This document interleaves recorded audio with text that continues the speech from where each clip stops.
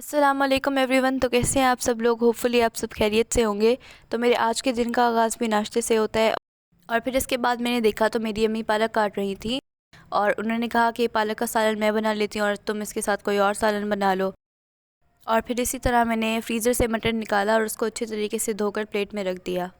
और पर्सनली मुझे मटन से ज़्यादा बीफ पसंद है। खैर, इसके बाद मैंने कुकर में प्याज़ों को रफली काट कर डाल दिया है और फिर इसी के साथ साथ मैंने इसमें मटन भी ऐड कर लिया। और फिर मटन ऐड करने के बाद आप इसमें ये वाली सारी स्पाइसेस ऐड कर लें। और फिर इसके बाद मैंने इसमें 3 टमाटर आधे आधे काट कर भी ऐड कर लिए और फिर इनके बाद मैंने इसमें 2 गिलास पानी ऐड कर लिया। आप लोग अपने मुताबिक इसमें पानी ऐड कर सकते हैं। और इन टमाटर को मैंने इस तरह से इसलिए रखा है ताकि जब ये पक जाए तो मैं इनके छिलके उतार लूँ। और अब ये बिल्कुल सही तरीके से पक चुके थे और सही टाइम लगा मुझे, तो मैंने इनके छिलके भी एक एक करके उतार लिए। और ऐसा मैंने इसलिए किया क्योंकि जो सालन होता है उसमें टमाटर के छिलके बिल्कुल भी अच्छे नहीं लगते। तो इसी तरह फिर मैं सब टमाटर के छिलके एक एक करके उतार लूँगी। तो अब आप इस स्टेज पर इसमें घी ऐड कर सकते हैं। पहले मैंने इसमें ऐड नहीं किया। तो मेरा जो सालन है वो सही तरीके से पक चुका था, तो मैंने इसको डिश आउट कर लिया और अब मैं इसको नान के साथ खाऊंगी। खाना खाने के बाद फिर हमने माँ सफदर का व्लॉग देखा। माँ सफदर वो वाहिद यूट्यूबर है जिसको हम सारे घर वाले बहुत ही शौक़ से देखते हैं। हम और किसी भी यूट्यूबर को इतने शौक़ से नहीं देखते जितने इसके व्लॉग्स को शौक़ से देखते हैं। और माँ सफदर का व्लॉग देखते देखते मुझे भूख लग गई, तो मैंने अपने भाई से बोला कि वो बाहर से कुछ खाने का ले आया और वो फिर फ्राइज़ और रोल्स ले आया और हमने मिलकर खाए।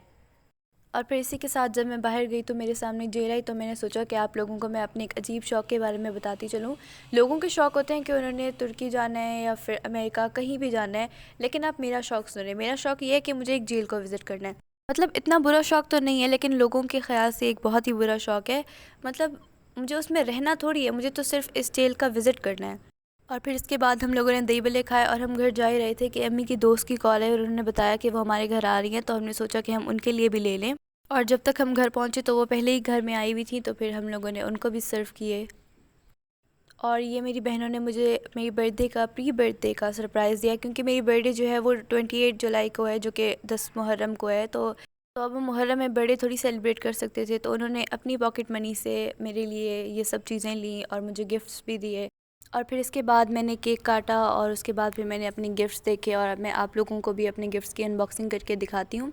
ये पहला गिफ्ट मुझे मेरी अम्मी ने दिया था, तो चलिए देखते हैं अब इसमें क्या है।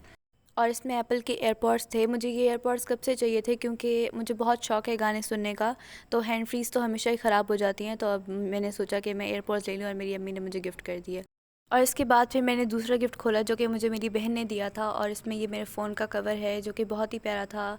और इसके साथ साथ इसमें ये झुमके भी थे, और झुमके तो मुझे वैसे ही बहुत पसंद है और इनका कलर तो बहुत ही प्यारा था। और उसके बाद फिर मेरी जो दूसरी बहन है उसने भी मुझे ज्वेलरी ही गिफ्ट की, और ये उसका नेकलेस था जो कि बहुत ही प्यारा था। और इसके कलर्स भी इतने खूबसूरत थे कि आप हर ड्रेस के साथ इनको वेयर कर सकते हैं, और ये हर ड्रेस के साथ बहुत ही प्यारी लुक देंगे। तो फिर इसके बाद मैंने ईशा की नमाज़ पढ़ी। और गिफ्ट्स जैसे भी हों, आप लोगों को उनकी कीमत नहीं देखनी चाहिए, बल्कि उनके पीछे का प्यार देखना चाहिए जिसके साथ वो आप लोगों को गिफ्ट्स देते हैं।